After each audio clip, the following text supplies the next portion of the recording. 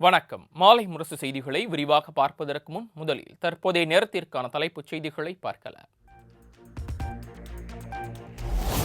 வடகிழக்கு பருவமழை வரும் 16ஆம் தேதி முதல் 18ஆம் தேதிக்குள் தொடங்க வாய்ப்பு. வானிலை ஆய்வு மைய தென்மண்டல தலைவர் அமுதா பேட்டி.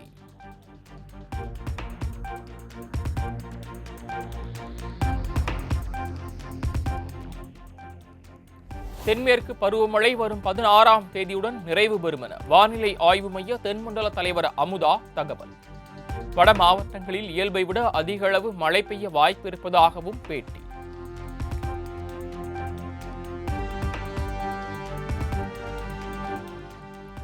கிருஷ்ணகிரி மாவட்டத்திற்கு இன்று கனமழைக்கான ஆரஞ்சு எச்சரிக்கை விடுப்பு. நீலகிரி, ஈரோடு, தருமபுரி உள்ளிட்ட 14 மாவட்டங்களில் இன்று கனமழை பெய்யக்கூடும் எனவும் தகவல்.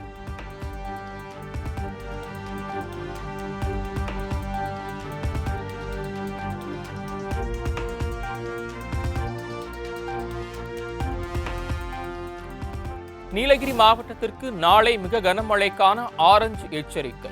நாளை திருப்பத்தூர், தேனி, திண்டுக்கல், மதுரை உள்ளிட்ட 10 மாவட்டங்களில் கனமழைக்கு வாய்ப்பு.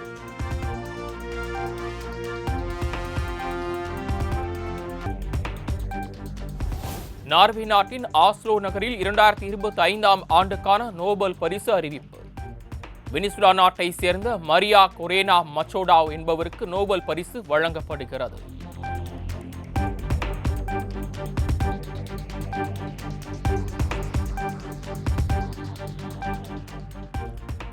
அமெரிக்க அதிபர் டொனால்டு டிரம்புக்கு அமைதிக்கான நோபல் பரிசு வழங்கப்படவில்லை.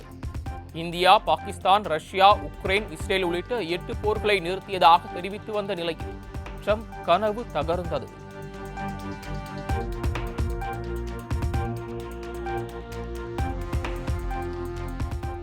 உயர்நீதிமன்றம் தாமாக முன்வந்து வழக்கு பதிவு செய்து சிறப்பு புலனாய்வு குழு அமைத்தது எப்படி? கரூர் துயர சம்பவம் தொடர்பாக உயர்நீதிமன்றத்திற்கு உச்சநீதிமன்றம் கேள்வி.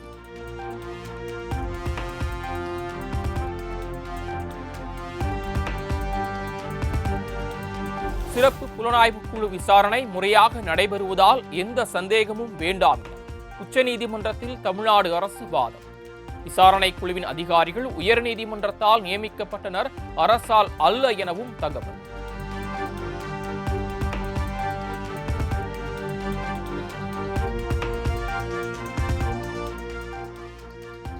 காவல்துறை அதிகாரிகளின் அறிவுறுத்தலின்படிதான் சம்பவத்தன்று விஜய் கரூரில் இருந்து வெளியேறினார்.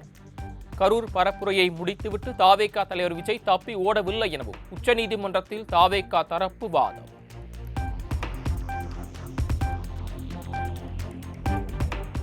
கரூர் தாவேகா பரப்புரை கூட்டத்திற்குள் சமூக விரோதிகள் புகுந்ததாக கூறுவது ஆதாரமற்றது.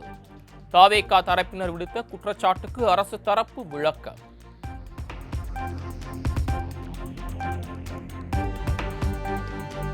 விஜய் சரியான நேரத்திற்கு வராததே அனைத்திற்கும் காரணம். கரூர் கூட்ட நெரிசல் தொடர்பான வழக்கில் உச்சநீதிமன்றத்தில் அரசு தரப்பு குற்றச்சாட்டு.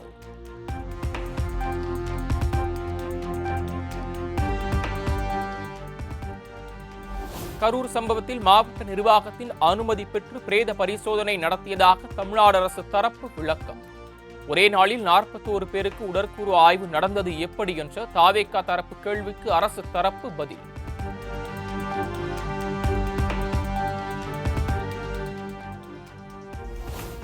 கரூரில் பாதிக்கப்பட்டவர்களின் உறவினர்களை சென்று விஜய் பார்க்கவில்லை என தமிழ்நாடு அரசு தரப்பு வழக்கறிஞர் குற்றச்சாட்டு. விஜய் சென்றாரா இல்லையா என்பது தற்போது தொடர்பு இல்லாதது என்று உச்சநீதிமன்ற நீதிபதிகள் கருத்து.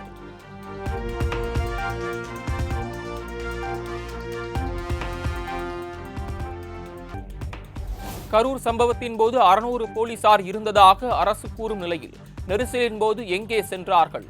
தாவேகா தரப்பு வழக்கறிஞர்கள் உச்சநீதிமன்றத்தில் கேள்வி.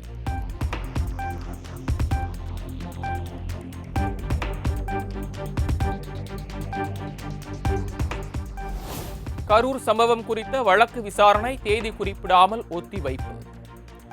விரிவான பதில் மனு தாக்கல் செய்யுமாறு தமிழக அரசுக்கு உச்சநீதிமன்றம் உத்தரவு.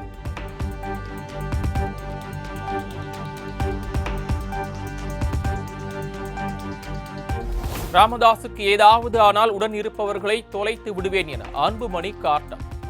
ராமதாஸ் ஒன்றும் எக்ஸிபிஷன் அல்ல, அவரை வைத்து நாடகம் செய்யக்கூடாது என கருத்து.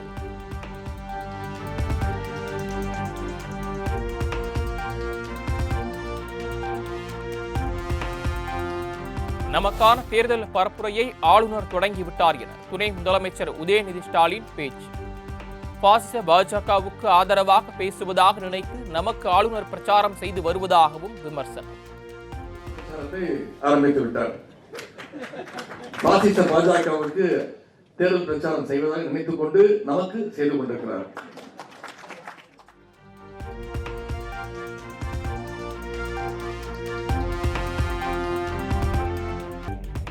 அதிமுகவை எடப்பாடி பழனிசாமி உள் வாடகைக்கு விட்டுவிட்டதாக துணை முதலமைச்சர் உதயநிதி கடும் விமர்சனம்.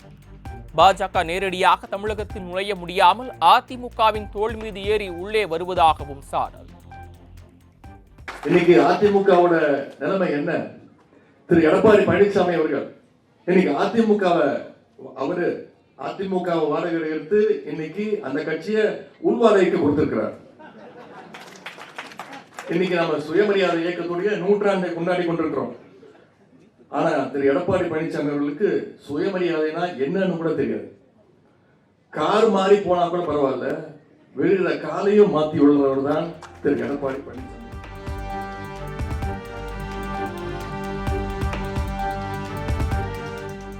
கிட்னி முறைகேடு தொடர்பாக உயர்நீதிமன்றம் நியமித்த விசாரணை குழுவை மாற்ற முடியாது என உச்சநீதிமன்றம் உத்தரவு. தாங்கள் பரிந்துரைக்கும் அதிகாரங்களின் பெயர்களில் இருந்து தேர்வு செய்து குழுவை அமைக்க வேண்டும் என்ற தமிழ்நாடு அரசின் கோரிக்கை நிராகரிப்பு.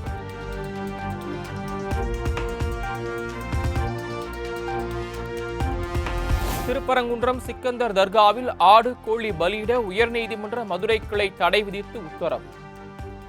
இஸ்லாமியர்கள் தொழுகை நடத்த அனுமதி வழங்கிய நீதிபதி நிஷா பானுவின் உத்தரவு தொடரும் என அறிவிப்பு.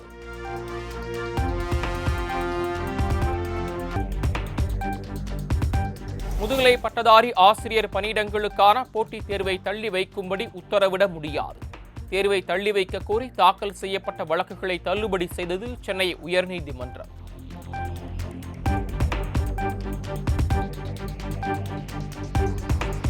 சென்னையில் மழைநீர் வடிகால் பணிகள் விரைவாக நடைபெற்று வருகின்றன. 4 ஆண்டுகளுக்கு முன் மழை பெய்தால் வடிய 10 நாட்களாகும். தற்போது ஒரே நாளில் மழைநீர் வடியும் நிலை இருப்பதாக மேயர் பிரியா பேட்டி. கல்யாணத்தோப்பு பகுதிகளெல்லாம் ஒரு 4-5 ஆண்டுகளுக்கு முன்பதாக பார்த்தீங்கன்னா கிட்டத்தட்ட 8 நாள் 10 நாள் தண்ணி நிற்கக்கூடிய சூழல் இருக்கும். இன்றைக்கி பார்த்தீங்கன்னா ஒரு நாளில் அதை அப்ரூவ் படுத்தக்கூடிய சூழல் இருக்குது. அது மாநகராட்சி சார்பாக மாண்புமிகு முதலமைச்சர் அவர்களோட ஆணைக்கிணங்க ஏற்படுத்திய கட்டமைப்புகள்னால தான் ஏற்படுத்தியிருக்கு. சென்னை மாநகராட்சி ரிப்பன் மாளிகை அருகே மீண்டும் பணி வழங்க கோரி மனு அளிக்க வந்த தூய்மை பணியாளர்கள் போலீசார் குண்டுக்கட்டாக கைது செய்ததால் பரபரப்பு.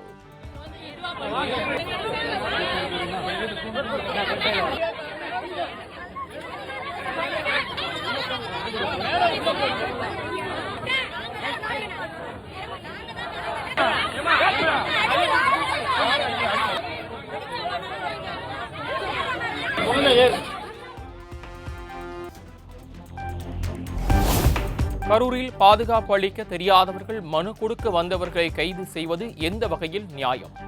சென்னை ரிப்பன் மாளிகை அருகே குண்டுக்கட்டாக கைதான தூய்மை பணியாளர்கள் காவல்துறைக்கு கேள்வி.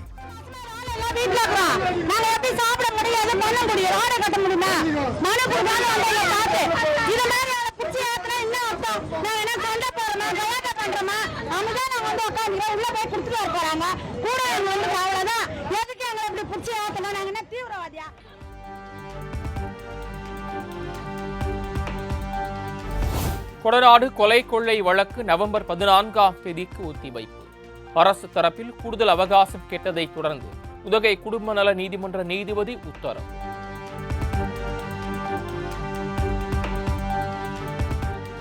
சென்னை சோழிங்கநல்லூரில் உள்ள பிரபல தனியார் IT கம்பெனிக்கு மின்னஞ்சல் மூலமாக வெடிகுண்டு மிரட்டல். 1 மணி நேர சோதனைக்கு பின் பொருளி என தெரிய வந்ததை அடுத்து ஊழியர்கள் நிம்மதி.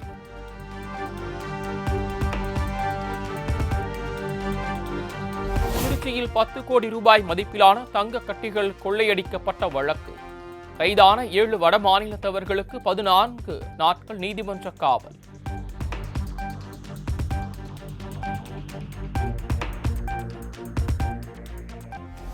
சென்னை 2ஆம் கட்ட மெட்ரோ பணி நடைபெறும் ரயில் நிலையங்களில் நுழைவு வெளியேறும் கட்டமைப்பு கட்ட 250 கோடிக்கு ஒப்பந்தம். பிரிட்ஜ் அண்ட் ரூப் கம்பெனிக்கு ஒப்பந்தம் வழங்கப்பட்டிருப்பதாக தகவல்.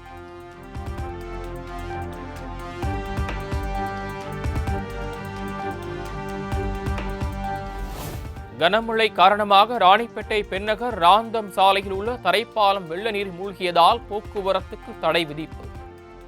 7 கிலோமீட்டர் தூரம் மாணவர்கள் சுற்றிச் செல்லும் அவலம்.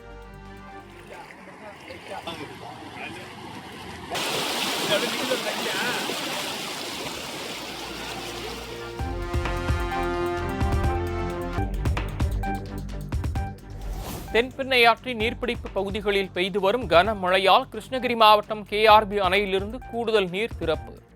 கிருஷ்ணகிரி, திருவண்ணாமலை, தருமபுரி மாவட்டங்களில் உள்ள கரையோர மக்களுக்கு வெள்ள அபாய எச்சரிக்கை.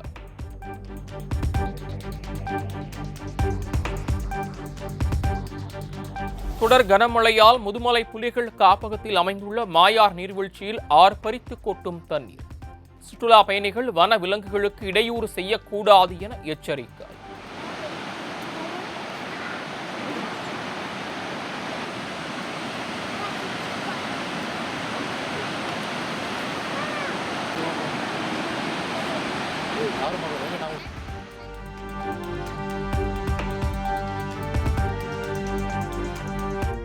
ஒசூர் கெலவரப்பள்ளி நீர்த்தேக்க அணைக்கு நீர் வரத்து அதிகரிப்பு. தென்பெண்ணை ஆற்றில் ஆர்ப்பரித்து செல்லும் நீரால் ஆற்றங்கரையோர மக்களுக்கு வெள்ள அபாய எச்சரிக்கை.